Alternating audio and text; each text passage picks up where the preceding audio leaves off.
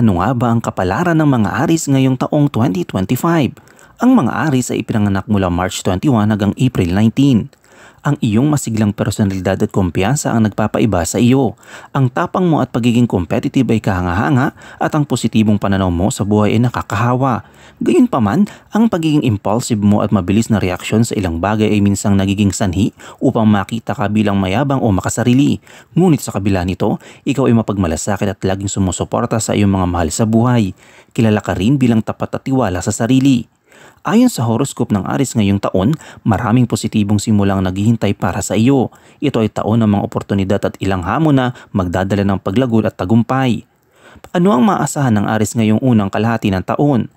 Makakaranas ka ng pagsubong sa iyong career. Maaaring may bagong proyekto, promosyon o pagkakataon upang ipakita ang iyong mga kakayahan. Nasa tamang lugar ang mga bituin upang mabigyan ka ng tagumpay.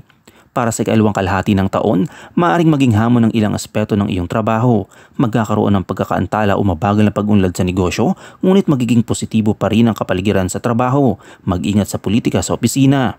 Ano nga ba ang hamon sa relasyon ng mga Aris?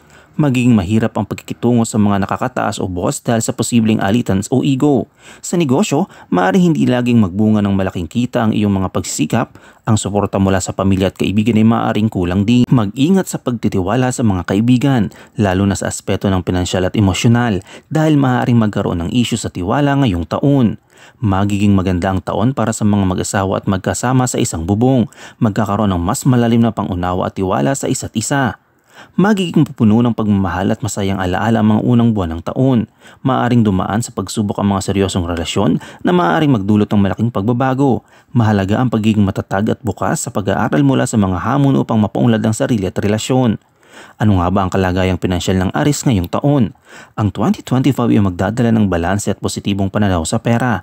Posible ang mga foreign trips at pag-iipon ng mayaman, ngunit kinakailangan ng maingat na paggastos at tamang plano para sa mga pagmatagalang layunin.